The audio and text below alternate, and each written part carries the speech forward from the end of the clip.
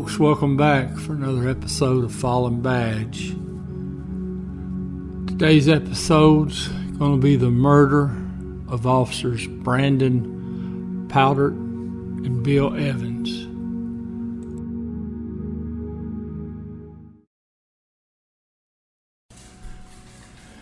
It's April 2010. A fella named Jerry Kane, 45 years old, and his son, Joe Kane, who's 16, they're traveling about the country. Now, this father-son team almost sounds like a Lifetime movie, that the daddy's taking the son with him as he does his job. Now, the bad news is what Jerry does for a living is he gives seminars. They're debt avoidance swindles. Now, Jerry's a sovereign citizen, so is his son. Now, this debt avoidance swindle is part of the belief system of sovereign citizens.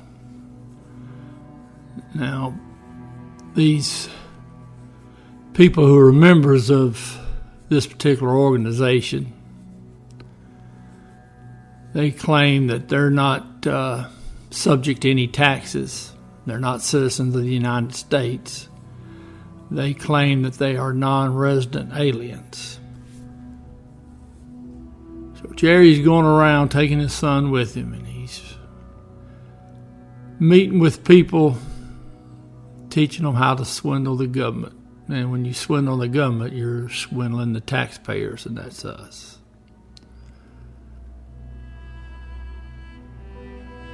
Now, he wasn't having a good trip. So now they're out in the southwest part of the country. They're driving through New Mexico. And they get stopped at a DUI checkpoint.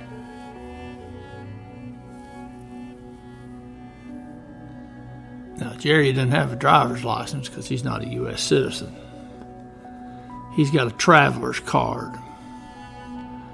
Now, that's a form of ID used by sovereign citizens because they don't believe in driver's license. Now, as you might guess, the New Mexico state troopers that had him stopped, they arrested him. And he spent 2 days in jail, and then he posted a $1,500 bond. So now they head up to Colorado, to Denver, to do one of his seminars. Nobody showed up. Well, then they went to Las Vegas, and he was there for 2 days. He didn't have much success there either. So now April is turned to May. So they're going to come back east. Well, they stop in Phoenix, Arizona. They go to a gun show. They bought a AK-47 assault rifle, hundreds of rounds of ammo, a pistol, a hunting knife, and a pound of marijuana. So they're going to head back to Florida. Now, Jerry is originally from Ohio, but he doesn't want to go back to Ohio because he's got warrants there. So he's going to go to Florida, take his son with him. It's May 20th, 2010. The Canes are traveling eastbound on I-40. They're in Arkansas. They've hit the West Memphis city limits. And they are approaching exit 275. Now, I do not know if they pulled off on this exit on their own volition, or if they pulled off this exit after Officer Evans gets in behind them. I do know this. I know between Arkansas and that gun show in Phoenix, they did some practicing with that long gun, with that AK-47. So what you're going to see during this traffic stop is a choreographed plan by the Canes, because the elder Kane has decided he's not going back to jail. What you're going to see is they're fine if they get stopped by the police, but if they're going to lock up Daddy again, then his whole job is to assassinate the police officers that are going to arrest his daddy.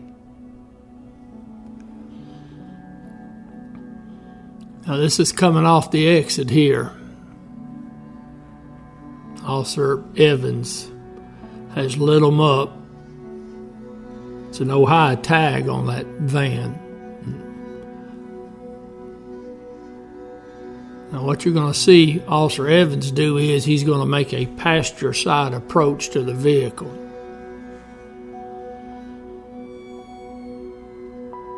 You see he's looking at the paperwork that they gave him. He's trying to figure out what it all means. Now you see him now, he's going to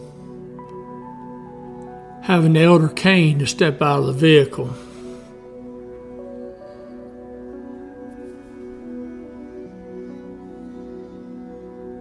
Now he's talking to Kane about this paperwork. Right now everything's okay. This is as long as there's not an arrest situation, then there's not going to be a problem.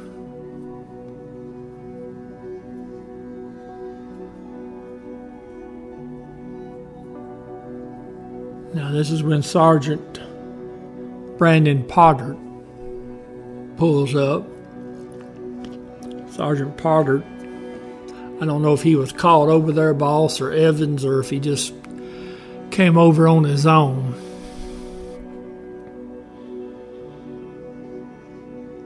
And you could see on that footage Evans and Kane talking on the side of the road.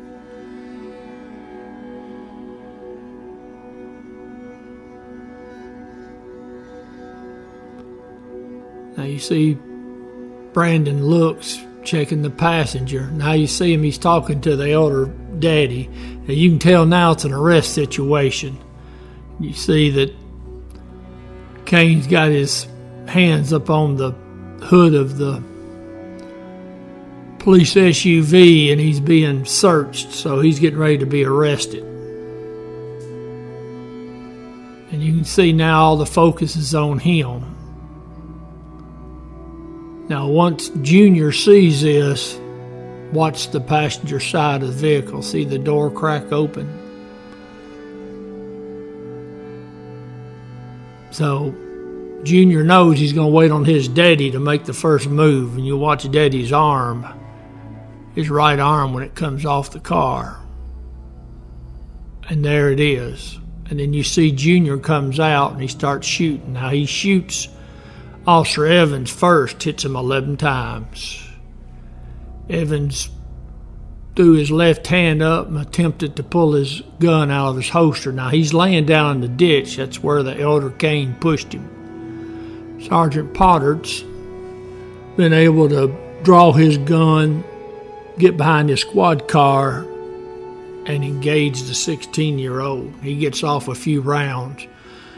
But now if that AK, he just unleashes. The bullets go through the squad car. One of them, allegedly the one that hit Sergeant Paudert in the head, it came from a ricochet from off the blacktop. Now he was shot, I believe, 13 times. Now he is laying out in the middle of the exit. Now when the suspects leave, they're going to get on a service road. That's actually the name of the street, Service Road. And it runs parallel with I-40. And they head over to the Walmart. And from there they're going to change clothes. Now when this shooting occurred, there were several vehicles getting off the exit. One of them was a truck driver, had his rig. Now, he watched the whole killing. There were multiple 911 calls that came into West Memphis describing the suspects in the van. So now you've got police coming from all over, and they're saturating the area. Well, then they even get some calls specifically about the Walmart and that the suspects are over there. Now, this is the first West Memphis cars to make the scene. They're coming wrong way up the exit. Now you see Sergeant Paudert laying there in the street. There's the truck driver. Now you're getting a lot of cars on the radio trying to talk all at the same time.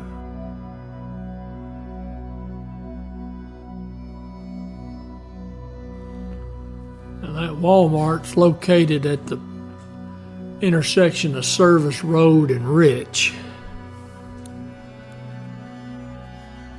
Now, allegedly, the Canes, besides changing clothes, they were attempting to cover the windows up in the van.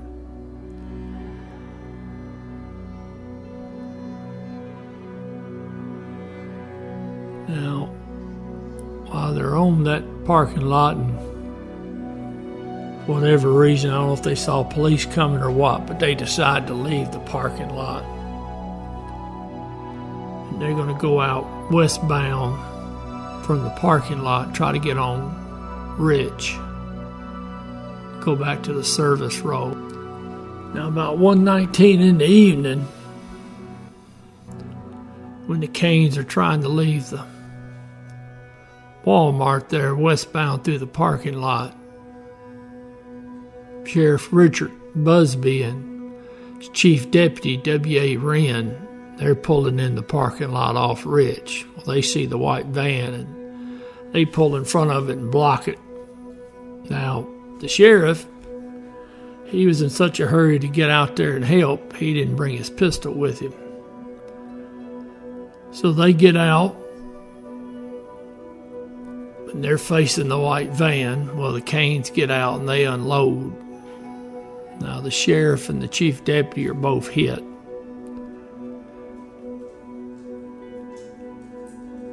So then the Canes get back in the van, they start backing up.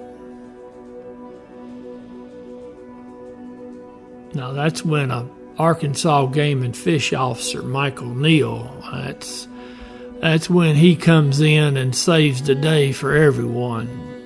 Because now he's in his big old four-wheel drive truck, and he decides it's not going to be a good thing if the Canes become mobile in that van again, which is the right thing. So Officer Neal, he rams them. And if you watch the footage of the glass, his back glass coming out, you can tell that the young Cane has done unleashed that AK on his vehicle. Now, Officer Neal, he's got his own little cut-down assault rifle, and he's returning fire from inside his vehicle. By this time, there are dozens of police officers on the parking lot, and they engage the Canes. Now, it's believed from what I read, was able to gather, that Officer Neal may have been the one who killed the younger Cane, but I can't be certain of that. But I know a lot of officers engaged the van, fired rounds. Long story short, both of the Canes were shot and killed, multiple rounds from responding police officers. And you see from the footage just how many policemen are on that parking lot. Folks, this has been a difficult episode to do. Now, I didn't know Sergeant Paudert or Officer Evans. I didn't know Brandon's daddy, Chief Paudert. But to watch this video, it made me physically ill. First couple times I watched it because I hadn't seen it in years, but it is awful to look at. But before we get to the conclusion of this, I want to pass along some words from the Chief of Police of West Memphis, and that's Bob Paudert. That's Brandon's daddy. He was one of the first cars to get there. Not the first, but in the first few cars. He actually heard it over his radio, and from an interview I read with him, he didn't think it was even West Memphis officers. He thought maybe it was Arkansas State Police. But he said when he got there, and this is a quote that came from a publication, I saw the officers running down the slope, and one of my officers lying in a pool of water in the ditch face down. And they pulled him out of the water, and the officers are saying, "Bill, you're going to be okay." Now, Chief said when he heard that, he knew it was Bill Evans. Chief described Officer Evans' vest as being just shredded to pieces. Said he had been shot 11 times with that AK-47. Now, Chief Paudert, as he's standing there over Evans, he's trying to figure out what happened, because Evans was what he describes as an outstanding SWAT team member. And he says that Officer Evans probably had more training in high-risk situations than anyone on the force. The chief said he looked down at him and he noticed his gun was still locked in his holster. And he was thinking he never even got his gun out. Chief Paudert then, he said he remembered the dispatcher saying there was 2 officers involved. And he said he glanced up towards the road where he's standing there at the ditch. And the chief starts going up the hill, and one of his sergeants intercepts and grabs him, and he tells him, "Chief, please don't go around over there." The chief said he just pushed his sergeant out of the way, and he went up there on the road, and he said he saw his son, Brandon, laying there on his back on that exit. And Chief said his son's head was shot off, back of his head was gone. Said he'd been shot 14 times with that AK. Said his left hand was over his heart and his right hand was extended out with his .40 caliber Glock still in his hand. He said he's lying among all these shell casings. He said his son was just shot to pieces. Now, to make matters worse, the chief was going out of town. He had his wife with him. And he forgot all about his wife in the car. And he said he turned around and she was out of the car running towards him. And then, of course, officers ran up and grabbed her. They didn't want to go. They didn't want her to see what had happened to her son. So the chief and those other officers, they take her back to the car, to the chief's car. And the chief said his wife asked him, said, "Is that Brandon?" The chief said, "Yes, it is." And she asked, "Is he okay?" And the chief said, no, he's not.